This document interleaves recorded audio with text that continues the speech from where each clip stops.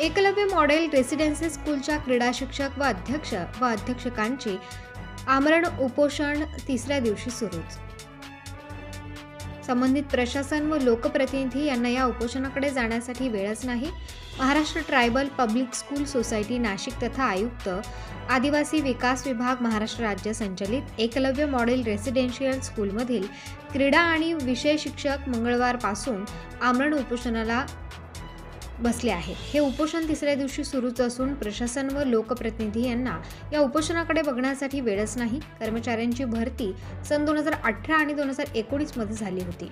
पदभरतीमधील जाहिरात आणि नियुक्ती आदेशामध्ये तसेच वेतन श्रेणी निश्चिती आदेश दिनांक 13 सप्टेंबर 2024 नुसार अन्यायकारक व क्रीडा शिक्षक यांचे वेतन श्रेणी लेव्हल 5 प्रमाणे लादण्यात आल्याने आर्थिक नुकसान होत आहे। नुकसानीबाबत व होत असलेल्या अन्यायाबाबत वेळोवेळी आयुक्त कार्यालय नाशिक यांना निवेदन देऊनही त्यांच्याकडून योग्य प्रश्न मार्गी नाही।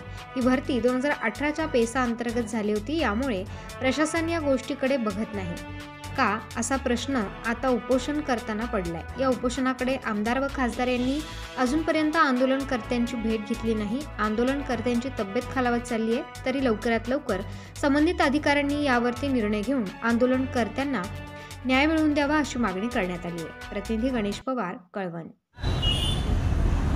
Maharashtra tribal public school society Maharashtra शासन यांच्या अंतर्गत एकलव्य मॉडेल रेसिडेन्शियल स्कूल ह्या संपूर्ण महाराष्ट्रामध्ये 37 शाळा कार्यरत आहेत आणि विविध ठिकाणचे क्रीडा शिक्षक विषय अध्यापक आज या ठिकाणी आमरण उपोषणासाठी बसलेलो आहोत। त्याचं कारण असं की 17 मे 2024 रोजी शासनाने आम्हाला नियुक्ती आदेश वेतन श्रेणी आदेश दिला आणि लेवल 7 प्रमाणे आमचं वेतन त्यांनी 6 महिने अदा केलं आणि अचानक 13 सप्टेंबर 2024 रोजी पुन्हा एक आदेश काढला आणि लेवल 7चा आदेश हा रद्द करून लेवल 6 प्रमाणे वेतन श्रेणी कमी करण्यात आली।